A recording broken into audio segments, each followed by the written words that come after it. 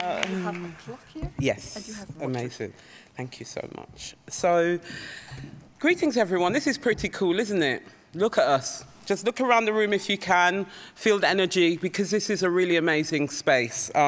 We get the graveyard shift when everybody's digesting food, so talk to your bodies, try and stay awake. So, I wish to express my gratitude to our hosts and organisers. Thank you, Hatla, you're amazing. Where are you?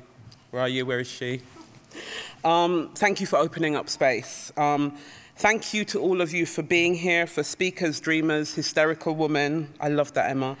Troublemakers, thank you. I've been lifted, challenged, frustrated, all of it.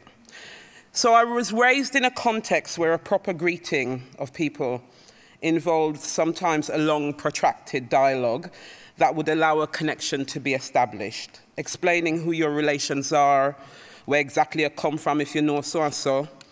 So in that spirit, let me introduce myself in what is considered the proper way where I originate from.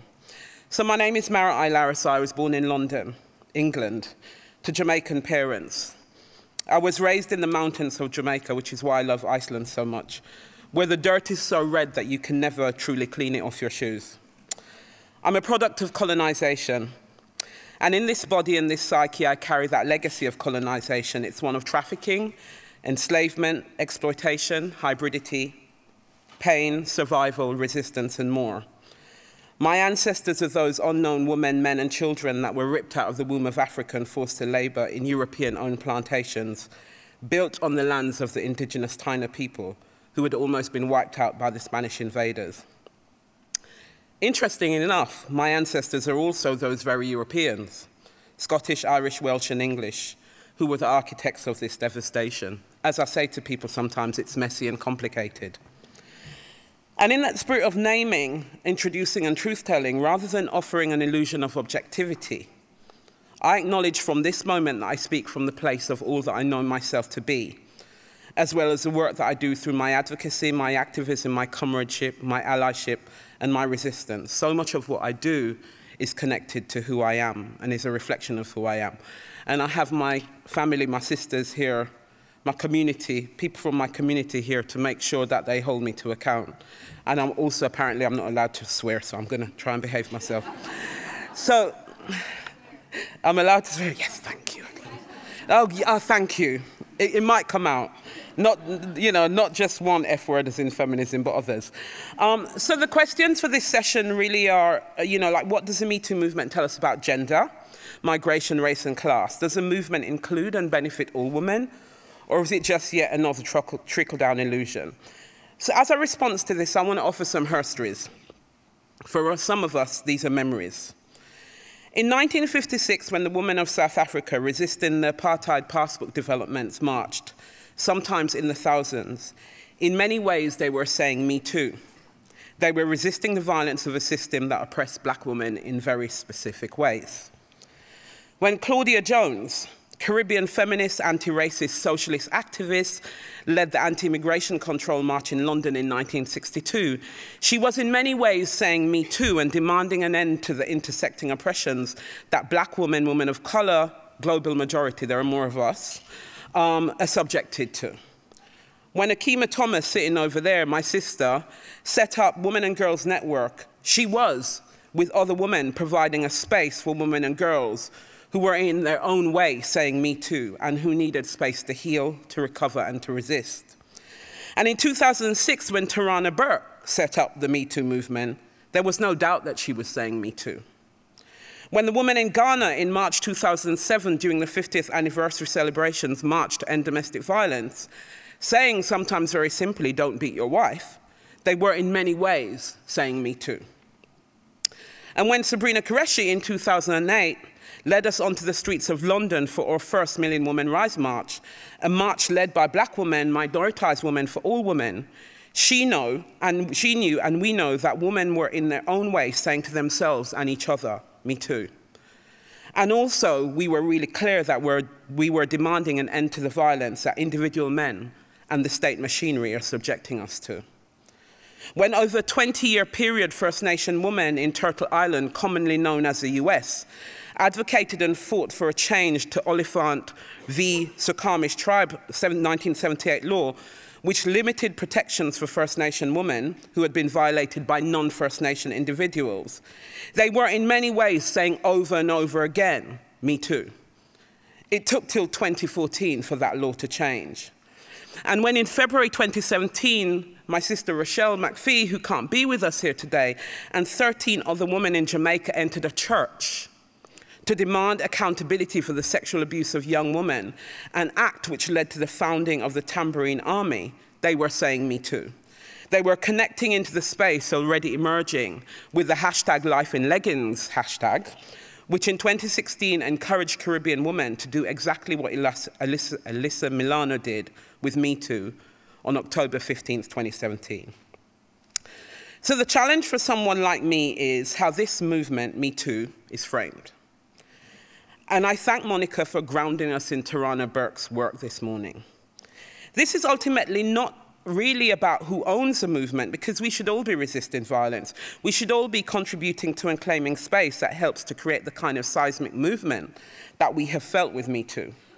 However, there is a real problem when others rewrite collective histories and when the struggle's intellectual contributions and the labor of marginalized women are written out of those histories. This is not simply about which women are speaking, organizing, or resisting, but which women we acknowledge, which women we hear, which women become understood as resistors, founders, dreamers, visionaries, and change makers. So when we think about Me Too, a question is not just which women have spoken, but who are we listening to, as I said? And what does that tell us about gender, migration, race, and class? For in a world where all women's lives have less value than the lives of powerful white men, which lives are least valuable? Which bodies are inscribed as disposable? We know which bodies they are. They're black, brown, disabled, queer, lesbian, trans. Their bodies seeking refuge in the very countries that helped to orchestrate the destruction of their homelands. In the last few months, I've started speaking about plantation feminism. It's feminist thought and practice which is rooted in, or which seeks to uphold, white supremacy. You see, I believe Me Too provides an opportunity for us to tell the truth about the hierarchies that exist between us along lines of race, class, migration, disability, and other sites of inequality. And I mentioned this morning in my session. So an example of this is in the so-called British Isles. It's complicated. Bit of a mess at the moment, at least in England. An example of this is the connection between white women's ability to move into economic independence across those islands and the transatlantic slave trade. White women of all classes benefited from the plantation where sugar was produced, tobacco. And this included through investment and ownership of property, including human property, even though technically women weren't allowed to own property. So i.e., enslaved black women, men and children were owned by white women. Thus, while vast numbers of working-class white women continued to live in abject poverty, the slave trade also provided opportunities, including for employment that had not previously existed. Records show that between 40 and 45% of compensatory claims submitted after abolition were made by white women. Wives, widows, and spinsters alike made claims, including individual claims, as submissions for compensation as a sole claimant. White women were sole and joint owners of enslaved human beings, my ancestors. They were married to and were daughters of men who owned enslaved human beings, and as such were compensated for their losses once owning human beings was no longer legal. Black people, and indeed black women specifically, have never been compensated for anything. Enslaved women were never compensated for their labor, from the field to the great house, from nurturing white children on their very breasts through wet nursing to chopping and hauling sugarcane. The multiple forms of violence that black enslaved women were subjected to: kidnap and traffic, display, assault and sale on the auction block, beating and rapes on the plantation, having their own children ripped from breasts, to having children sold on to other owners. The traumas that enslaved black women endured have never been treated as loss, or pain still isn't treated as pain or as loss. You see, the wholesale dehumanization of black women means that even our capacity to feel is constantly in question. Marion Sims, the man who is called the father of gynecology, experimented on enslaved black women, his property, without anesthetic. For over 400 years, we've been trying to retrieve our humanity from the devastation of colonization and enslavement. This is why, for many of us, we have to resist erasure, and we must resist attempts to dehumanize us. Because please don't be mistaken, erasure helps to create the conditions in which women who have been subjected to violence do not see themselves reflected in the media, the blog posts, the tweets, the Instagram stories. And this can have us unsure if they're in fact safe spaces in which we can be heard, held, known, and understood. This was never a trickle-down movement. This movement was born in the pain and struggles of women that did not and still don't matter as much. As my Jamaican warrior sister Rochelle McPhee writes of a movement which was founded around the violence that had been done to her, she says of herself, she was the start of a movement but found little safety in it. The start of her journey was marred by endings. So in our version of the MeToo movement, we reclaim our humanity. We continue to demand an end to the violence inflicted on us by the state. We continue to resist immigration borders. We continue to create spaces that are by us, for us, and with us. We continue to say nothing about us without us. We continue to work in ways that affirm that intersectionality is not an abstract academic notion, but one that is rooted in our lived experiences. We continue to resist the ways that we are instrumentalized by men of all hues, and even by our white sisters. Ultimately, MeToo is only as powerful as we are willing to make it. There are a couple of things I suppose I want to add to this. That's all the stuff that I have in the notes. 4 years ago, I came to Iceland, and I was invited by our amazing sister, Gudrun from Stigamo. Many of you will know her. She's the ultimate resistor. And Iceland didn't respond, many people in Iceland didn't respond very well to me being here because I talked about race. I talked about intersectionality, and I talked about the need for for Iceland to go on that journey. And so in many ways, there was a certain joy that I felt when I heard your Prime Minister use the term intersectionality. I was like, who knew? And so I also want Iceland to acknowledge that you're going on a journey. You are on a journey. And there's a possibility for shift and change here. And it is not sufficient to be, we are homogenous. We're a white country. It is not sufficient to be like, I don't believe in white privilege. Quite frankly, I don't care if you believe in white privilege or not. It's there. A lot of men don't believe in, yeah. A lot of men don't believe in male privilege, whatever. Ultimately, Iceland could do something very different. You have provided huge amount of leadership in this world around the journey to a certain type of equality. But when people say, we do gender well, but we don't do race, it means you're not doing gender well. Right?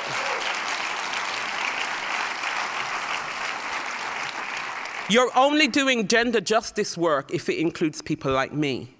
If it includes people like my sister Claudia, my Jamaican sister, who's a badass lawyer here. Right?